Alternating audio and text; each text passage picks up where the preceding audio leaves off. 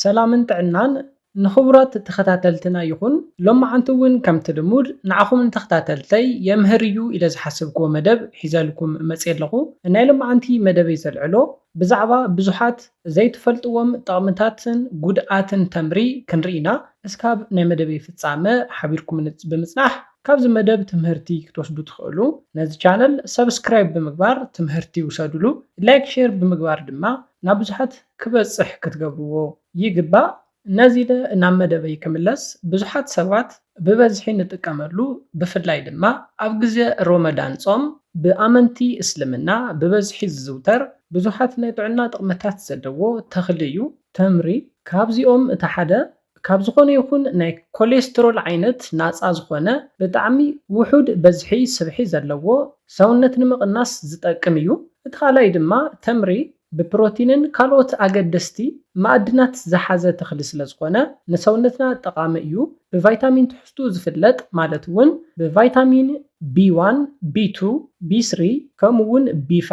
كابزبتو ساقدما فيتامين N كمون سين عماليو زحزة تخليو تمري إنرجي مالتون قلبت زهبنا سونتنا بقليلو كاب تمري كركب يخلي مالتيو تمري ካብዚ ብተወሳኺ ናይ ፖታሽየም ትሕዝትኡ ልዑል ስለ ዝኾነ ብሕማም ልቢ ብቐሊሉ ናይ ምቅላዕ ዕድልና ይቕንሶ እዩ ኣብ ሰውነትና ዘሎ ኮሌስትሮል ንኽቅንስ እውን ይሕግዘና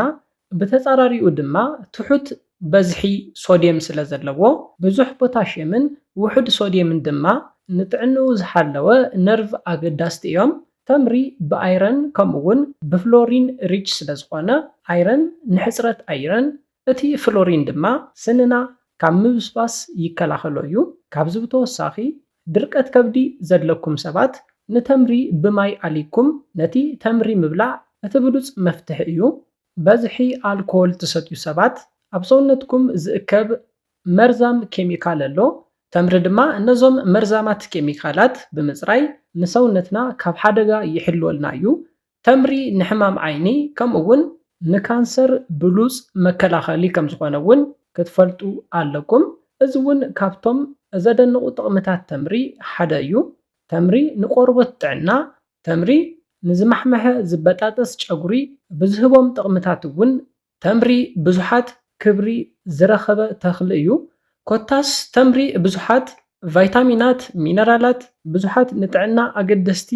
ኒውትረንት ዘለዎ ተኽሊ እዩ ሓይሊ ወሃቢ ፋይበር ካልሽየም አይረን ፎስፎረስ ሶዲየም ፖታሽየም ማግኒዥየም ከምኡውን ዚንክ ኣብ ውሽጢ ተምሪ እንረኽቦም ንጥዕና ቀንዲ ኣገደስቲ ዝገብርዎ ነገራት እዮም ስለዝኾነ ተምሪ መዓልታዊ እንተበሊዕና ካብ ዝህቦም ጥቕምታት ንድርቀት ከብዲ ንምክልኻል ይጠቕመና ተምሪ ብባህሪኡ ናይ ምልስላስ ባህሪ ስለ ዘለዎ ንበልዖ ምግቢ ኣብ ውሽጢ መዓናጡና ብቐሊሉ ክዘዋወር ብምግባር ድርቀት ከብዲ ይከላኸለልና እዩ ነዚ ድማ ንተምሪ ብማይ ኣሊኩም ሓዲርኩም ንግሆ እንተትበልዕዎ ዝበለፀ ጥቕሚ ትረኽቡሉ ኢኹም ንዕፅምትና ጥዕና ንዕፅምትና ሓይሊ ክንብል እንተለና ድማ ኣብ ውሽጢ ተምሪ ንረኽቦም ሚነራላት ንዕፅምትና ጥዕናን ሓይልን ጠቐምቲ እዮም ተምሪ ከምኒ ሴለኒየም ማንጋኒዝ ኮፐር ከምኡውን ማግኒዥየም ሚነራላት ኣብ ውሽጡ ስለ ዘለዎ ንናይ ዕፅምትና ጥዕናን ሓይልን ቀንዲ ተኽሊ ይገብሮ ተምሪ ዋሕዲ ደም ይከላኸለልና ተምሪ ንኣለርጂ ይከላኸል እዚ ማለት ተምሪ ካብ ካልኦት ፍልይ ዘብሎ ንኣለርጂ ንምክልኻል ዝጠቕመና ሰልፈር ኒውትረንት ኣብ ውሽጢ ስለ ዘለዎ እዩ ስለዝኾነ ተምሪ ኣብዚሕና ንጥቀም ሰባት ብዝተፈላለዩ ዓይነት ኣለርጂ ናይ ምቅላዕ ዕድልና ብጣዕሚ ዝነኣሰ እዩ ዝገብሮ ቅድም ኢለ ተምሪ ንናይ ነርቭታት ጥዕና ኣገዳሲ ከም ዝኾነ ሓቢረልኩም ነይረ እዚ ብኸመይ እዩ ክትብሉ ትኽእሉ ኣብ ውሽጢ ተምሪ ንረኽቦም ቫይታሚናት ዝተመዓራረየ ጥዕንኡ ዝሓለወ ናይ ነርቭ ስርዓት ክህልወና ስለ ዝገብሩ ጥዕንኡ ዝሓለወ ነርቭ ክህልወና ይጠቕመና እዩ ንናይ ልቢ ጥዕና ኸ ተምሪ እንታይ ዓይነት ጥቕሚ እዩ ዝህበና ክትብሉ ትኽእሉ ተምሪ በዝሒ ኮሌስትሮል ንኽቅንስ ብምግባር ብሃንደበታዊ ሕማም ልቢ ከይንቃላዕ ብምግባር ጥዕንኡ ዝሓለወ ልቢ ክህልወና ይጠቅም ተምሪ ንናይ ጾታዊ ርክብ ምድካም ከ ጥቕሚ ከም ዘለዎ ትፈልጡ ዶ እምበኣር ክሕብረልኩም መጽናዕትታት ከም ዝሕብርዎ ተምሪ ንናይ ጾታዊ ርክብ ድሌትና ክውስኽ ናይ ጾታዊ ርክብ ፍርሒ ከይህልወና ኣብ እዋን ጾታዊ ርክብ እውን ብሉፅ ጻንሒት ክህልወና ከም ዝጠቕመና መጽናዕትታት ይሕብሩ እዮም። ተምሪ ኣብ እዋን ጥንሲ ከምኡ እውን ኣብ ናይ ምውላድ ግዜ ተመራፂ ፍረ ከም ዝኾነ ክትፈልጡ ኣለኩም። ተምሪ ኣብ እዋን ጥንሲ ነቲ ቆልዓ ጥዕና ከምኡ እውን ኣብ ናይ ምውላድ ግዜ ድማ ቃንዛ ክቕንሰልክን ከም ዝሕግዘክን ብሕዚትክን ክትፈልጣ ኣለክን። ላስት በት ኖት ሊስት ተምሪ ንናይ ኣእምሮ ጥዕና ብሉፅ ተኽሊ እዩ። መጽናዕትታት ከም ዝሕብርዎ ኣብ ተምሪ ንረኽቦ ቫይታሚን B6 ንዝሓሸ ኣእምሮ ስራሕ ቅልጣፍኡ ኣገዳሲ ጥቕሚ ከም ዝህብ ይሕብር። ኣብ ትምህርትኩም ድማ ዝበለፀ ውፅኢት ከም ዝህልወኩም ይገብር እዩ።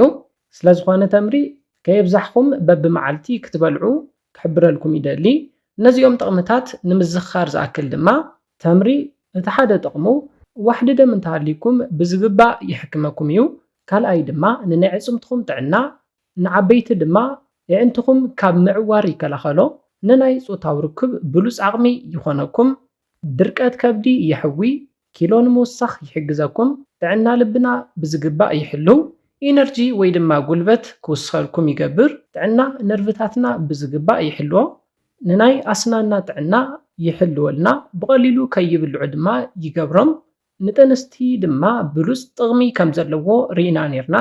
ነቲ ናይ ቆልዓ ጥዕና ከምኡ እውን ኣብ እዋን ወሊድ ቃንዛ ከይስምዐክን ቃንዛኽን ክቕንስ እውን ይጠቕመክን እዩ። እዚኦም ኩሎም ካብ ብዙሓት ጥቕምታት ተምሪ እቶም ውሕዳት እዮም። ስለዝኾነ ተምሪ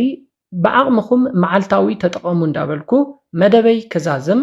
ካብ ናይ ልምዓንቲ መደበይ ዝኾነ ሓድሽ ነገር ከም ዝሓዝኩም ተስፋ ይገብር። መደብና ናብ ብዙሓት ሰባት በፂሑ ብዙሓት ኣሕዋትና ተምህርቲ ንክወስድሉ ላይክ ሼር ግበርዎ። ኣብ መደብና ዝኾነ ርኢቶ እንተሃሊኩም ብኮሜንት ኣብፅሑና። ብኻሊእ መደብ ብኻሊእ ሓሳብ እስከ ንራኸብ ሰላምን ጥዕናን ንኹላትና ይቐኒየለይ።